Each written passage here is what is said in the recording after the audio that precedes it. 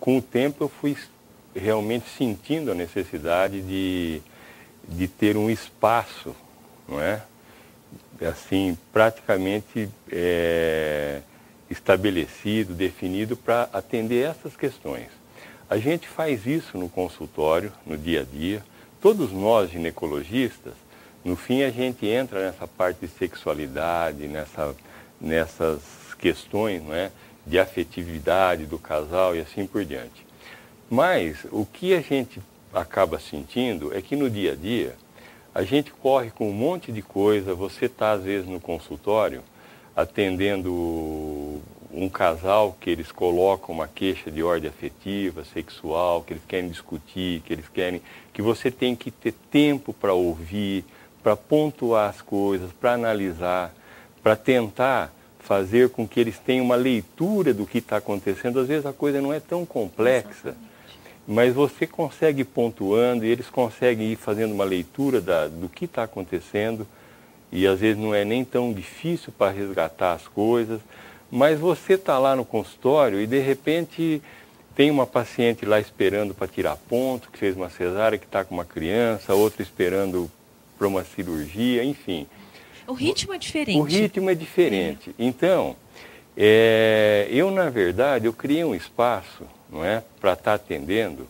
Na verdade, isso vai ser direcionado para essa parte de sexualidade dos casais e também abordar a questão do adolescente, sim, que também é uma necessidade cada vez maior, sim, dado a todas as consequências indesejáveis que ocorre quando uma adolescente inicia atividade sexual sem orientação, sem proteção, sem uma informação, planejamento. É um desastre, vocês sabem disso, a coisa é muito clara.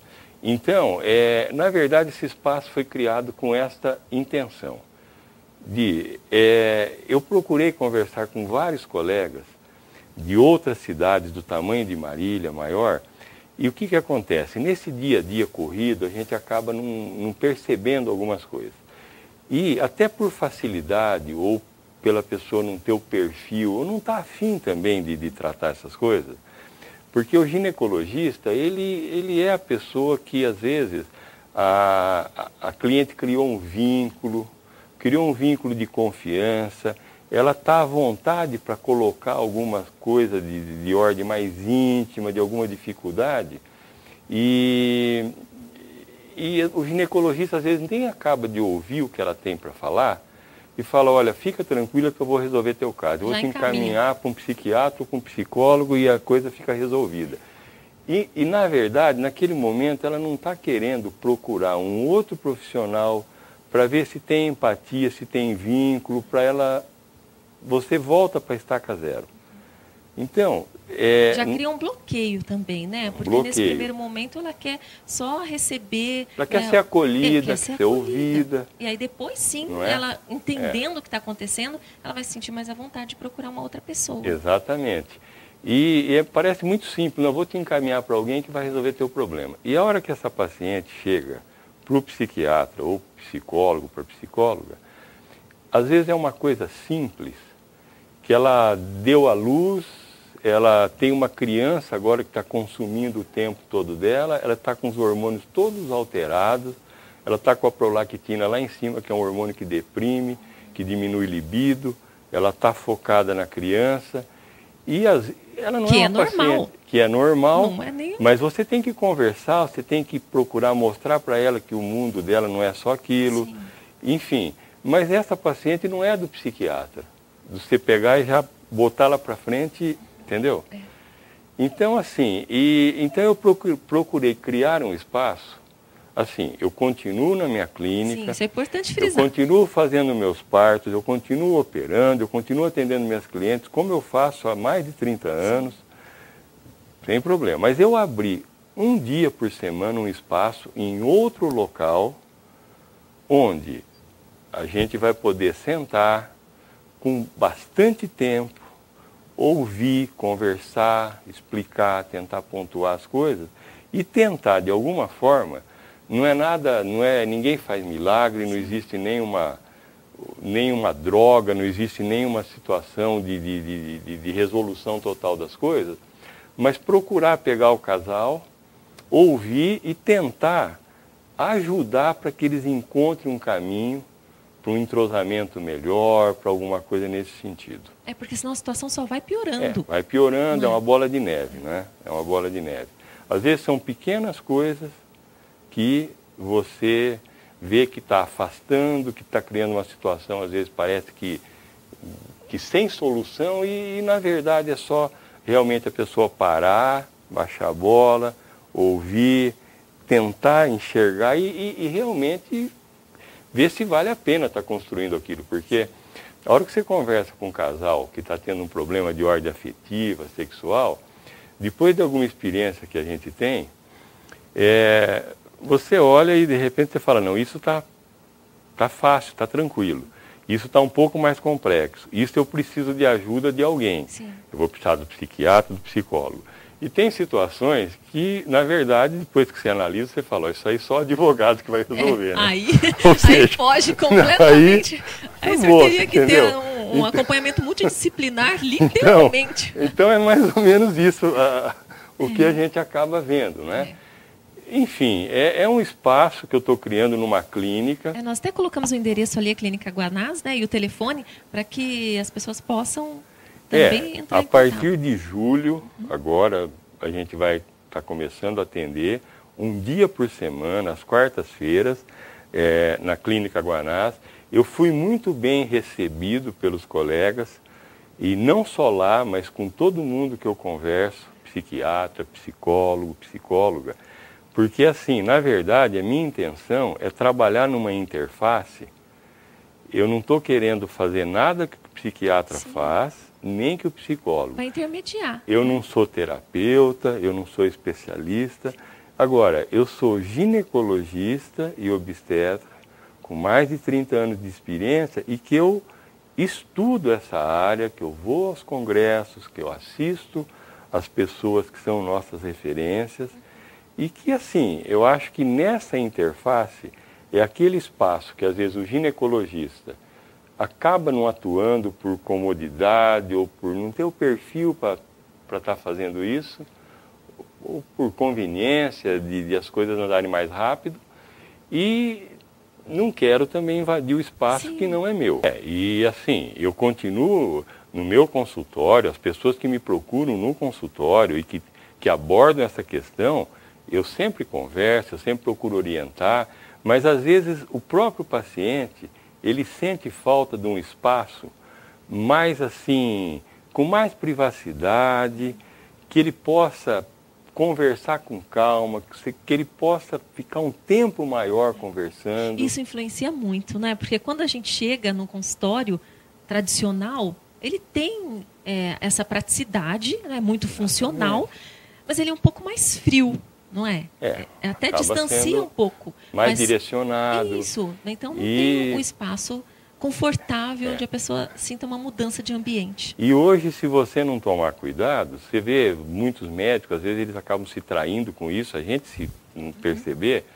Às vezes o paciente começa a falar e, dependendo da tua pressa, você começa a completar as palavras do paciente. Né? Ele começa a falar, você começa a completar. Isso é um absurdo. Faz o diagnóstico antes dele terminar. Então, assim, é um espaço com esse intuito e também voltado para o adolescente. É um local que a minha intenção, eu já faço isso no consultório, quem já me procurou com filha ou para estar discutindo isso, sabe que a gente faz isso tranquilamente. Mas assim, é você pegar uma mãe, uma menina de 14, de 15, 16 anos, não importa, e você tentar mostrar para ela todas as mudanças que estão ocorrendo e que vão ocorrer nos próximos anos, do ponto de vista social, psicológico, orgânico, a mudança orgânica, a aceitação, a questão da autoestima, naquela fase que a menina, a adolescente fica feia, aí depois ela não aceita muito as mudanças do corpo, algumas coisas. Ou seja, a postura dela frente aos pais de uma vergonha, de ó, você me leva na festa, mas me deixa gerar longe. Conflito, né? Gera conflito.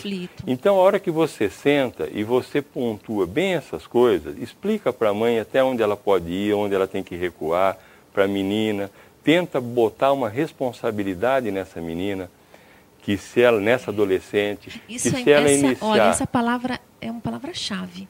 Né? Ela se comprometer. Ela tem que ter compromisso, ela tem que ter responsabilidade.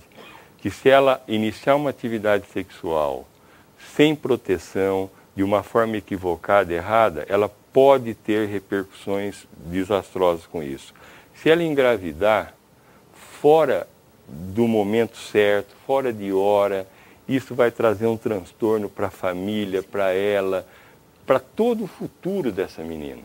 E para a criança também. Para a criança. Porque a criança já nasce num ambiente de estresse e depois vai ter que conviver com uma mãe que ainda precisa terminar um ciclo. Exatamente. E aí está a criança junto e vira aquela confusão danada, né, que a gente vê, é muito comum. Você imagina uma adolescente começando a mudança orgânica, começando a crescer mama, começando a mudar e grávida. Ela é um desastre, ela não se aceita. É um problema que se cria de ordem psicológica, de ordem social, ela não quer sair mais, ela não quer ir na escola. Você entendeu? Então, na verdade, esse espaço foi criado com essa intenção. Orientação de adolescente e orientação dessa parte de sexualidade do casal, até onde o ginecologista pode ir, certo? E um grande número de casos que ficam perdidos, vamos dizer por aí, que não fica nem com o ginecologista, nem com o psicólogo, nem com o psiquiatra, são casos que não são tão complexos, de uma resolução mais simples, desde que você para, que você ouça e que você pontue as coisas e tenta fazer com que eles achem o caminho. Eles acabam enxergando com mais clareza. Às vezes, o troço está aqui, mas parece que ou não vê ou não quer ver, não faz questão de ver. Mas também é que a gente carrega muitos estigmas, preconceitos, não é? Tem toda uma cultura envolvendo a sexualidade e é uma controvérsia mesmo, porque nós estamos num momento, né, de liberdade, né, de espaço mesmo para conversar, para falar, e ao mesmo tempo a gente ainda se sente retraído. Então, também existe esse conflito. E dentro do relacionamento também. Né? Então, qual é o papel dessa mulher hoje, né, no relacionamento? Qual é o papel do homem? Então, a sexualidade também envolve esse comportamento. E aí fica muito difícil administrá-lo. Porque às vezes a mulher, às vezes é difícil dela levar o parceiro ao consultório do ginecologista. Começa por aí. É difícil às vezes dela levar. Ainda é difícil. Ainda é. Tá vendo? Não é assim uma... Melhorou muito. Melhorou, mas ainda é. Aí, ela consegue levar. Aí, você às vezes não tem uma hora para ficar conversando. Às vezes a gente fica. Até porque o homem às vezes está resistente, né? Entendeu? Até chegar Aí ele chega lá, ele já vai lá, parece que ele está fazendo um favor para a mulher de ir, né? Ele já vai meio... Aí ele chega lá, chega uma urgência, chega uma grávida, chega uma...